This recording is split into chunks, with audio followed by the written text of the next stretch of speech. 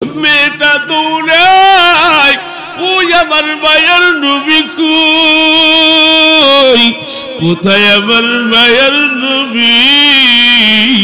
কিছু সাহাবীরা কিছু লোক ডাক দেয়া বলে, ও বোন তোমার বাবা শহীদ হয়ে গেছে। ডাক দিয়া বলে, শহীদ হোক, ইন্নালিল্লাহ, কোনো সমস্যা নাই। আমার মায়ের নবী কেমন আছে বলতে পারো? দৌড়াইয়া সামনে যায়, কিছু ব্যক্তি ডাক দেয়া বলে, মা তোমার স্বামী শহীদ হয়ে গেছে। ইন্নালিল্লাহ দোয়া করি আবার দৌড়ায়, ওই আমার মায়ের নবী কই। আবার সামনে দৌড়ায়, সামনে অগ্রসর হওয়ার পর একজন ডাক দিয়া বলে, ও মা তোমার সন্তানেরা শহীদ হয়ে গেছে। ডাক দিয়া বলে, ইন্নালিল্লাহ, আমার মায়ার নবী কই, মায়ার নবী কই। দৌড়ায়া যায়া যখন দেখে মায়ের নবী সুস্থ অবস্থা, ডাক দিয়া বলি, ইয়া রাসূলুল্লাহ, ইয়া হাবিবাল্লাহ, হুজুর, আমার বাবা মামার সন্তান আমার স্বামী শহীদ হলো, কোনো দুঃখ নাই। আজকে যদি আপনি শহীদ হয়ে যেতেন আমি সহ্য করতে পারতাম না। এরে আমার মহাব্বতের বাবা, আমার ভাই, ওই নবীর মহাব্বত দিলে রাখার দরকার আছে না নাই? পয়গম্বর নবী আদম থেকে নিয়ে ঈসা নবী পর্যন্ত সমস্ত নবী ছিলেন আল্লাহর আশিক। আর এমন একজন নবী আমরা পাইছি যেই নবী উম্মতের আশিক। সুবহানাল্লাহ বললেন না? নবী উম্মতের আশিক, আর আল্লাহ নিজে স্বয়ং রাসূলুল্লাহর আশিক। সুবহানাল্লাহ। তাহলে কত বড় দামি নবী আমার আপনার। নবীর জীবনী থেকে আমরা অনেক সময় অনেক জায়গায় শুনেছি, মোবাইলেও শুনি, মসজিদেও শুনি, বয়ানেও শুনি। জোনার ৬৩ বছর জীবনে, জন্মের পর থেকে নবুয়তির আগ পর্যন্ত মক্কার মানুষেরা তাকে আল আমিন আস-সাদিক উপাধি দিয়েছিলেন। তাকে খুব ভালোবাসতেন, মহাব্বত করতেন, কারণ তার জীবনে এমন কোনো কাজ তাদের চোখে পড়ে নাই যেটা খারাপ। কিন্তু রাসূল করিম সাল্লাল্লাহু আলাইহি ওয়া আলিহি ওয়াসাল্লাম যখন নবুয়তি লাভ করলেন, নবুয়তি লাভ করার পরে যখন সমস্ত মানুষদের গোত্রের নাম ধরে ধরে আরাফাতের জায়গায়, আরাফাতের স্থানে, ওই পাহাড়ের উপরে দাঁড়িয়ে ডাক দিয়ে সমস্ত মানুষকে একত্রিত করে যখন বললেন, লা ইলাহা ইল্লাল্লাহু তুফলিহুন। এরে ও মক্কার মানুষের দল,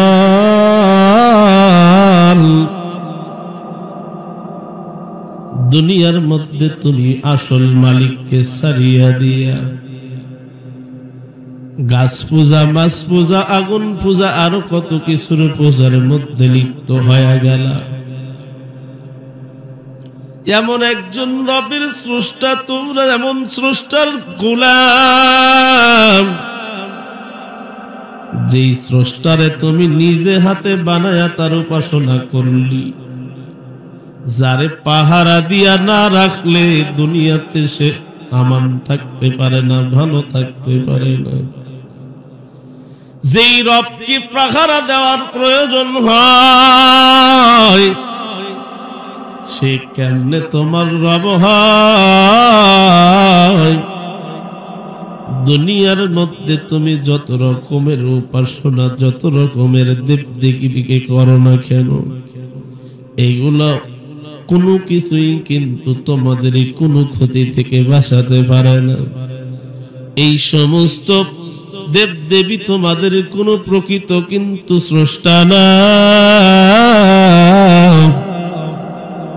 প্রকৃত স্রষ্টা হইল একমাত্র আল্লাহ।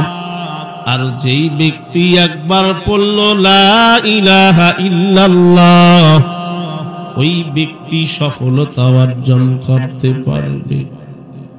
আবু লাহাব ডাক দিয়া বলে, ও আব্দুল্লাহর বেটা মুহাম্মদ, তুই তো বড় পাগল, তুই তো বড় পাগল, বড় বেয়াদব হয়ে গেছে।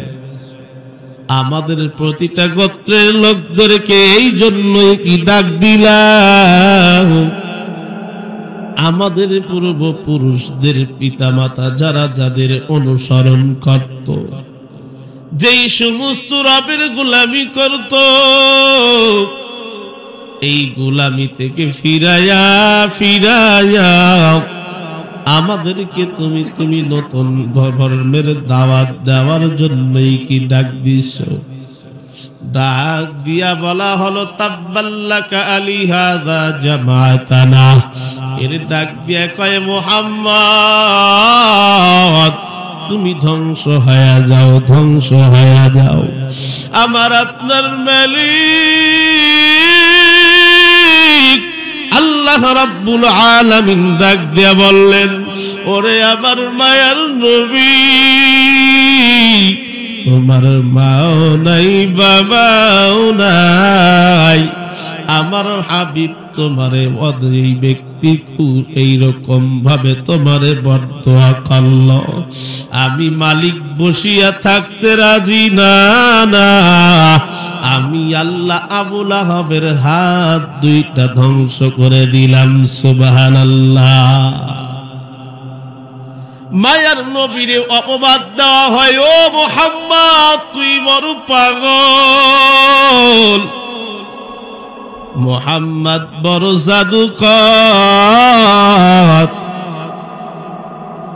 মায়ার নবীর নামে বিভিন্ন অনুষ্ঠানে মাইকিং করা হয়, ঢোল তবলা পিটানো হয়।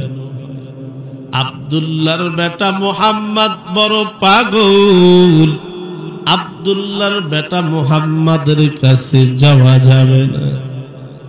দুনিয়ার নিয়মে একটা প্রথা আছে রে মুসলমান, যদি কোনো ব্যক্তিকে বলা হয়, ও ভাই এই জায়গায় এই জিনিসটা আমি রেখে গেলাম, তুমি একটু দেখে রেখো, কেউ যেন স্পর্শ না করে, ওই ব্যক্তির মধ্যে কৌতূহল হয়, কি এমন জিনিস রেখে গেল, আমাকে একটু দেখতে হয়। মায়ার নবীকে যখন মাজনুন পাগল বলে ডাক দেয়, পাগল বলে আখ্যায়িত করে, মায়ার নবীরে দেখার জন্য মক্কার কাফেররা ভিড়। মায়ার নবীর সামনে যেই ব্যক্তিটাই চলিয়া যায়, আমার মালিক রহমতের মালা গলায় তারে পরায়া দেয়। সুবহানাল্লাহ। যে পাগল বলিয়া মায়ার নবীরে দেখতে যায়, মাজনুন বলিয়া দেখতে যায়, সেই যেন রহমতের মালা গলায় দেয়। সুবহানাল্লাহ জোরে বলেন। মায়ার নবী কত বড় মুআশিক উম্মতের, কত মুহাব্বত উম্মতরে মায়ার নবী করেন। মায়ার নবীরে যখন মাজনুন বলিয়া ঘোষণা দেয়, মায়ার নবী মনক্ষুণ্ণ হইয়া বসিয়া আমার মালিক সূরাতুল কলম নাজিল করে দিয়া বলে, ও আমার হাবিব চিন্তার কোনো কারণ নাই, কোনো টেনশন করিয়েন না। ওরে আমার হাবিব আপনার কোনো টেনশন নাই, আমি আল্লাহ ঘোষণা করিয়া দেই, ওয়া ইন্নাকা লাআলা খুলুকিন আযীম। আল্লাহু আকবার। আমার মালিক ডাক দেয়া বলে, ও মায়ার নবী আপনার চরিত্র উত্তম চরিত্র, আপনার আদর্শ উত্তম আদর্শ, আপনার আদর্শে আপনার চরিত্রে যদি কেউ চরিত্রবান হতে পারে, আপনার আদর্শে যদি কেউ আদর্শবান হইতে পারে, ওই গোলাম রে আমি আল্লাহ মাফ করিয়া আপনার সাথী বানায়া দিব। সুবহানাল্লাহ। যেই মায়ার নবী মক্কার মধ্যে বড় মাজনুন, বড় পাগল বলিয়া আখ্যায়িত করা হয়, যেই ব্যক্তিগুলা মায়ার নবীরে পছন্দ করত না, ওই মায়ার নবী রহমাতুল লিল আলামিনের কাছে যাইয়া জাহান্নামী ব্যক্তিগুলো জান্নাতি হয়ে যায়। সুবহানাল্লাহ।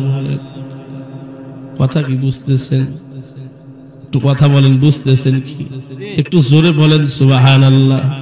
হ্যাঁ না না বললে কিন্তু ওয়াজে মজা নাই। ভাবতে পারেন আমারে সওয়াল ওয়াজ করতেছে, খালি শুনেই থাকি। তো হ্যাঁ না সুবহানাল্লাহ আলহামদুলিল্লাহ বলবেন তো ইনশাআল্লাহ। না বললে ওয়াজ করে মজা নেই। মনোযোগ আছে কিনা বোঝা যায় না। মুহাব্বতের ভাই আমার বাবা, ও আমার পর্দার আড়ালের মা বোনেরা, মায়ার নবী আমার মক্কার মানুষেরা মায়ার নবীরে বলে পাগল, মক্কার মানুষেরা বলে মোহাম্মদ জাদুকর। যেই ব্যক্তিটা মায়ার নবীর বিপক্ষে স্লোগান দেয়, এই ব্যক্তি দয়ার নবী মায়ার নবীর দরবারে গেলে রহমতের মালা পরিয়া ফেলায়। সুবহানাল্লাহ।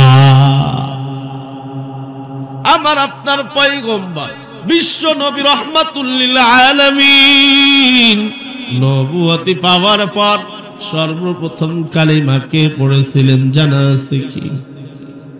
জানা নাই কারো?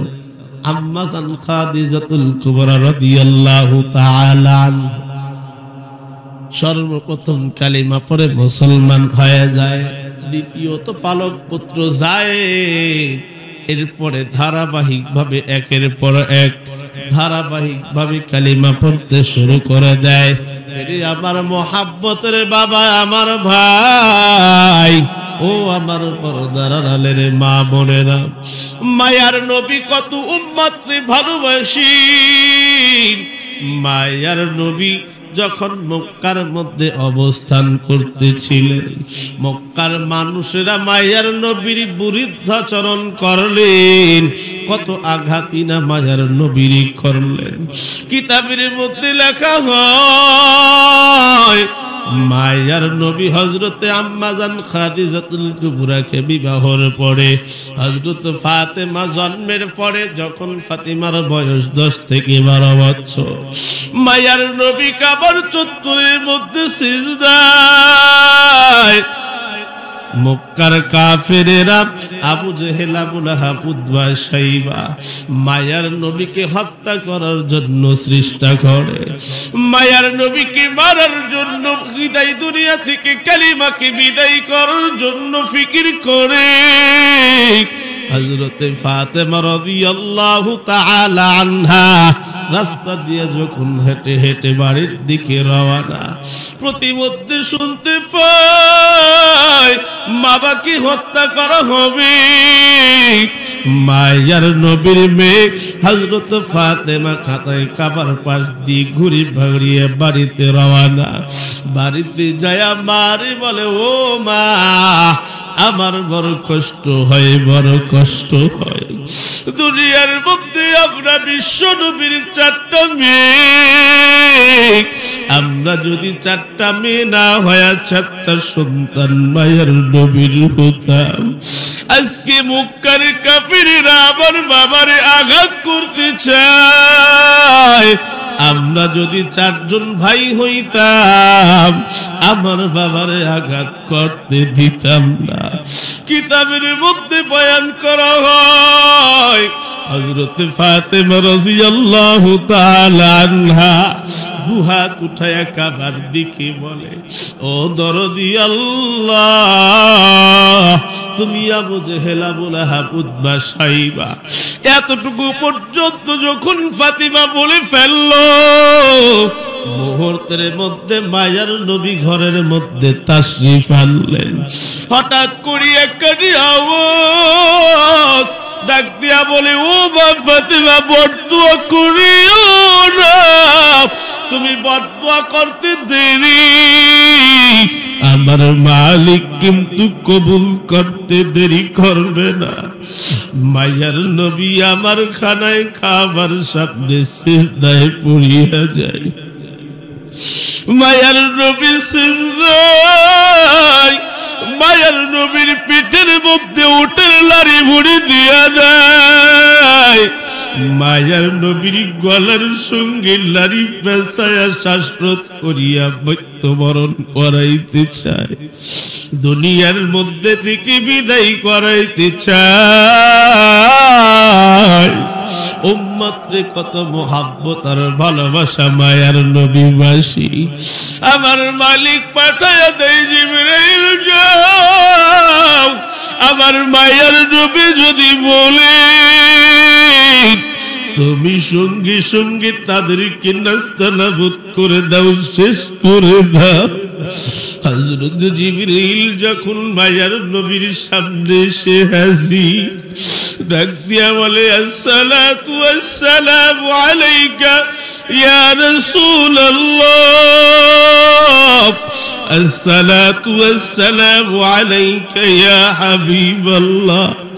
ইয়া রাসূলুল্লাহ, আপনি যদি অনুমতি দেন আজকে কাফিরদেরকে ধ্বংস করে দেওয়া হবে। মায়ার নবী চোখের পানি ছেড়ে বলে, ও জিবরিল ভাই, আজকে যদি তুমি এই কাফিরদের ধ্বংস করে দাও, আমি কাদের সামনে দিনের দাওয়াত দিব? এরা তো বুঝে না। ও দরদি আল্লাহ, তুমি ক্ষমা করে দাও। এরে আমার মোহাব্বতের বাবা, আমার ভাই, ও আমার পর্দার আলীর মা বোনেরা, কোন রসুলের সুন্নতে তুমি আঘাত করো, কোন রসুলের সুন্নাতকে তুমি লাথি মারো, রসুলের আদর্শকে কেমনে ছেড়ে দাও? যে রসুল উহুদের ময়দানে দান শহীদ, জমিনের মধ্যে বেহুশ, কাফেরেরা বলে কুতিলা মুহাম্মদ, মুহাম্মাদের দুনিয়ায় নাই, দুনিয়ায় নাই। হযরতে হানজালা রাদিয়াল্লাহু তাআলা নতুন বিবাহ করলো। মায়ার নবী বলল, হানজালা, তোমার যুদ্ধে অংশগ্রহণের প্রয়োজন নাই। দৌড়াইতে দৌড়াইতে কে যেন বলে, কুতিলা মুহাম্মদ, মুহাম্মাদের দুনিয়ায় নাই, মুহাম্মাদের দুনিয়ায় নাই। বিবিরে ডাক দিয়া বলে, ও প্রাণীর বিবি, আমার সারিয়া দাও, যদি হায়াত থাকে ফিরে এসে সাক্ষাৎ হবে, আর যদি শহীদি মৃত্যু হয় জান্নাতে তোমার সঙ্গে সাক্ষাৎ হবে। একজন মহিলা সাহাবী মায়ার নবীর মুহাব্বত, কত মুহাব্বত তার দিলের মধ্যে ছিল। বাবারে আমার ভাই, এরে আমার মুহাব্বতের মা বোনেরা, একটু কলিজার কান দিয়া, দিলের কান দিয়া শুনো। মেয়েটা দৌড়ায়, ওই আমার মায়ার নবী কই, কোথায় আমার মায়ার নবী? কিছু সাহাবীরা, কিছু লোক ডাক দেয়া বলে, ও বোন, তোমার বাবা শহীদ হয়ে গেছে। ডাক দিয়া বলে, শহীদ হোক, ইন্নালিল্লাহ, কোনো সমস্যা নাই। আমার মায়ার নবী কেমন আছে বলতে পারো? দৌড়াইয়া সামনে যায়। কিছু ব্যক্তি ডাক দেয়া বলে, মা, তোমার স্বামী শহীদ হয়ে গেছে। ইন্নালিল্লাহ দোয়া করি আবার দৌড়াই। কই আমার মায়ার নবী কই? আমার সামনে দৌড়াই, সামনে অগ্রসর হওয়ার পর একজন ডাক দিয়া বলে, ও মা, তোমার সন্তানেরা শহীদ হয়ে গেছে। ডাক দিয়া বলে, ইন্না লিল্লাহ, আমার মায়ার নবী কই, মায়ার নবী কই? দৌড়ায়া যায়া যখন দেখে মায়ের নবী সুস্থ অবস্থা, ডাক দিয়া বলে, ইয়া রাসূলুল্লাহ, ইয়া হাবিবাল্লাহ, হুজুর, আমার বাবা, আমার সন্তান, আমার স্বামী শহীদ হলো, কোনো দুঃখ নাই। আজকে যদি আপনি শহীদ হয়ে যেতেন আমি সহ্য করতে পারতাম না। এরে আমার মহাব্বতের বাবা, আমার ভাই, ওই নবীর মহাব্বত দিলে রাখার দরকার আছে না নাই? একটু বলেন আছে না নাই? ওই নবীর মহাব্বত দিলে কত পরিমাণে রাখা দরকার, কি পরিমাণে নবীর মহাব্বত অন্তরে রাখা দরকার। হযরত খলিফাতুল মুসলিমিন হযরত আবু বকর রাদিয়াল্লাহু তাআলা আনহু মায়ার নবীর জীবনের শুরু থেকেই দোস্ত ছিলেন, বন্ধু ছিলেন। শুধু কি তাই না, মায়ার নবীর প্রতিটা কাজের সময় হযরত আবু বকরের সঙ্গী ছিলেন। শুধু কি তাই না, হযরত আবু বকর মায়ার নবীর শ্বশুর ছিলেন। এরে আমার মহাব্বতের বাবা, আমার ভাই, আমার মালিক সার্টিফিকেট দেয়, ওয়া ইন্নাকা লাআলা খুলুকিন আযীম। কেমন চরিত্রের অধিকারী তোমার আমার মায়ার নবী। যেই মায়ার নবী মদিনাতে আগমন, যেই মায়ার নবীর মদিনাতে আগমনের কথা শুনিয়া এলাকার সমস্ত মানুষেরা দৌড়ায়, হতাশা হয়ে যায়। আব্দুল্লাহর বেটা মুহাম্মদ, ও নাকি বড় পাগল, ও নাকি বড় জাদুকর। আজকে মদিনায় আসতেছে, কিছু সংখ্যক মানুষ পলায়ন করে। সঙ্গে ছিল একজন বৃদ্ধ মহিলা। বৃদ্ধ মহিলাও রওনা। মায়ার নবী ডাক দেয়া বলে, মা, তুমি কোথায় যাওয়ার জন্য রওনা করলা? ডাক দিয়া বলে, ও বেটা, শুনি না, আজকে মক্কা থেকে পাগল একজন জাদুকর আমাদের দেশে আসতেছে, তার ভয়ে আমরা পালাই। মা ডাক দিয়া বলে, বেটা, তুই কেন ঘোরো? চলো, তুমি আমার সঙ্গে চলো। মায়ার নবী ডাক দিয়া বলে, ও বুড়ি মা,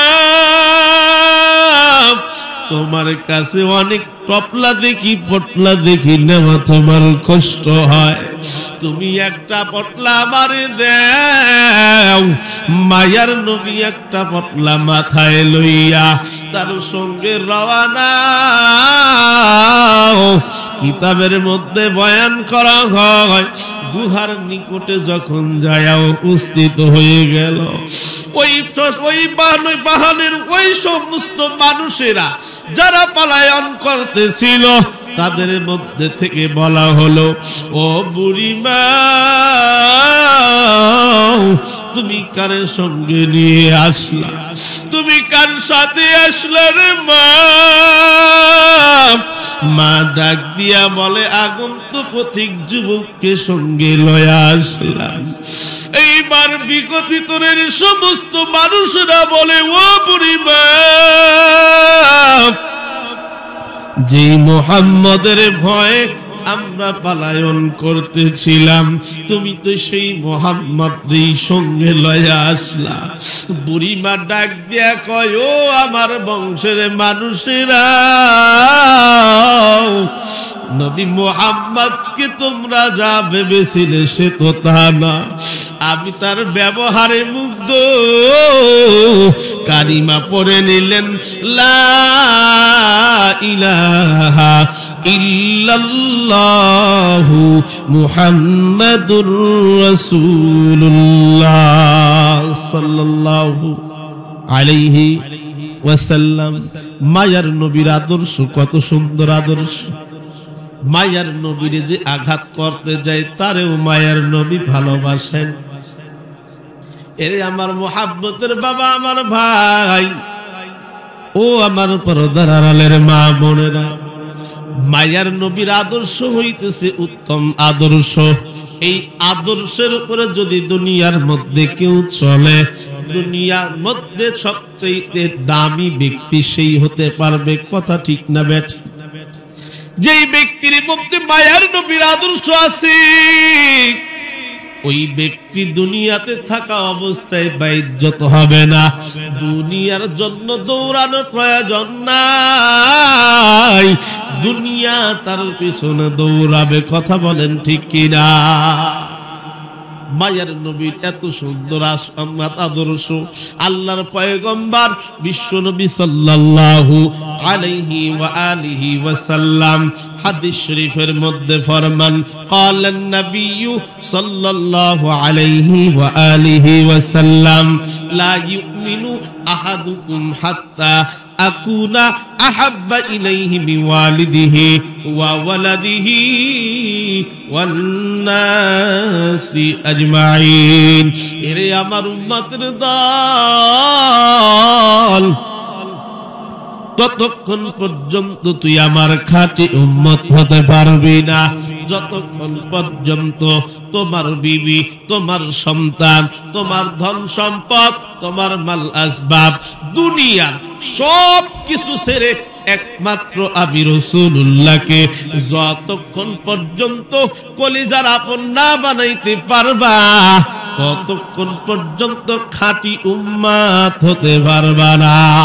আর যদি দুনিয়ার মোহাব্বত ছেড়ে দাও, দুনিয়ার সব কিছু ছাড়িয়া আমি রাসূলের আদর্শে যদি নিজের আদর্শ বানাও, আমি রাসূলের চলা যদি তোমার চলা হয়, আমি রাসূলের চুল কাটা যদি তোমার চুল কাটা হয়, আমি রাসূলের পোশাক যদি তোমার পোশাক হয়, আমি রাসূলুল্লাহর দাড়ি যদি তোমার দাড়ি হয়, আমি রাসূলুল্লাহর কপালের মতো কপাল যদি তোমার হয়, আমি রাসূলুল্লাহর মতো নামাজ যদি তোমার নামাজ হয়, দুনিয়াতে কোনো টেনশন তো থাকবেই না। দুনিয়া তোমার আয়ত্তে চলে আসবে। শুধু দুনিয়া আয়ত্তে আসি শেষ নয়, আখিরাতে তোমার শান্তি আর শান্তি।